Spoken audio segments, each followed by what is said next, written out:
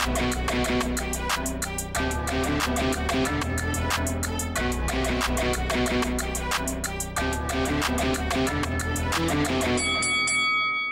guys, welcome to Boxing Squared for boxing news and views from around the internet. Dillian White used a lawyer to fire his longtime trainer Mark Tibbs, and that's according to Tibbs himself, who gave an interview to IFL TV, which was subsequently taken down by the YouTube channel. But Tibbs has then gone on to repost the interview in its entirety on his own social media, posted it on Twitter. Very revealing stuff, and it doesn't seem nearly as amicable as some media such as Sky Sports have tried to portray. Remembering Dillian White put up a statement, and it basically said, well, I'll get to it. It says, Mark has a young family and his own new gym in the UK. As it stands, it just hasn't worked out the way we had both hoped it would. But Tibbs, he seemed to dispute that version of events, basically saying he was willing to travel to Portugal. It wasn't an issue that he couldn't come. He said he was willing to go out there for a training camp. He was out there months ago before the fight was rescheduled, and he said he was willing to go back. But the statement and his firing, he said he got a call from Dillian White's lawyer a day before the statement went out.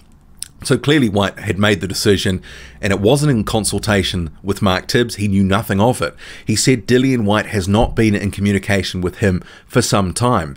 He said, this is Tibbs, that Dillian White and his team have not been responding to communications, emails, calls for some considerable time. So he said there were some warning signs that something wasn't right, but he was prepared to continue to train Dillian White, go to Portugal, be out there, and train White obviously to another fight against Alexander Povetkin on August the 22nd.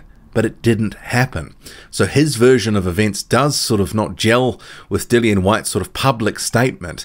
But overall, Tibbs tried to keep it mostly sort of non-controversial in this interview. He just sort of said, you know, what was on his mind and how things sort of were from his end. But he said Dillian White used a lawyer to fire him. And I guess the question that a lot of people will have is that really an appropriate thing for Dillian White to have done? Because Mark Tibbs, one, had trained Dillian White for 4 years. They'd been on an undefeated run, was it 10 or 11-0, since White's only career loss. But two, Tibbs went on to say that another of his fighters, obviously who's managed by Dillian White, Richard Riakporhe, he had given him the courtesy to speak to him and say that they were going to be parting ways. And he referenced a third fighter, but that was, some time ago. But of the White situation, Dillian White not giving the courtesy, not talking to Mark Tibbs, you can tell Tibbs was not really sort of impressed with that sort of behavior, obviously referencing other fighters, Richard Riakporhe. And you would have thought, being White's trainer for so long, that White could have given him the courtesy of actually saying over the phone or via a Skype call, Zoom call, whatever. And clearly the warning signs were there that something was not right.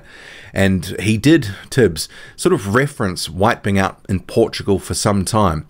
And he sort of indicated to some degree that obviously White being out there for that length of time had led to something, the souring of the relationship and the relationship ultimately ending. But he said he was willing to go out there.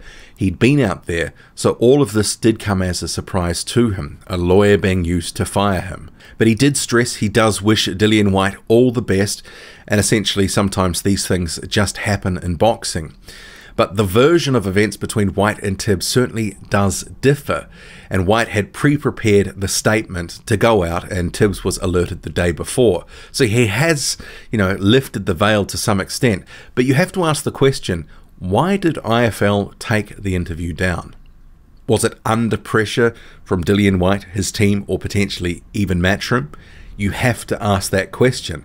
I didn't think Tibbs was disrespectful at all. He just the questions were asked and he answered them the best way that he could, and he was trying to be as forthright as possible without really sort of laying into Dillian White. So I felt it was a classy interview. I mean, sure, some of the details between what he's saying and White do diverge, like he was willing to go out to Portugal, he was willing to continue to train Dillian White, but clearly White had other plans.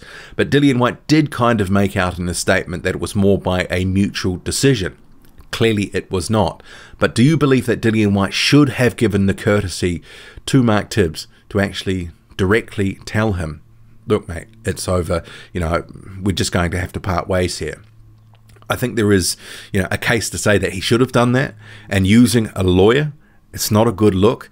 And clearly with Mark Tibbs now saying something, it's sort of, the house of cards that statement was built upon is slightly, at least the foundations have cracked a bit, and it doesn't nearly look as amicable as it had been portrayed, especially by some media like Sky Sports, which, begs the question, why were they just, trying to run that narrative out of nowhere anyway?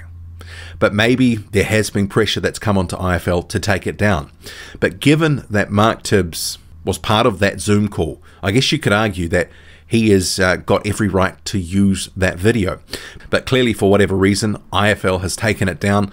Where the pressure to do so has come from, unclear. Not a good look for them, though. But yeah, Mark Tibbs, a straight shooter, not working with Dillian White anymore, although he was prepared to continue training White, travel to Portugal, but obviously services not required. Drop a comment, loud and often, hit like, hit subscribe, follow me on Twitter, boxing_squared. I'm out.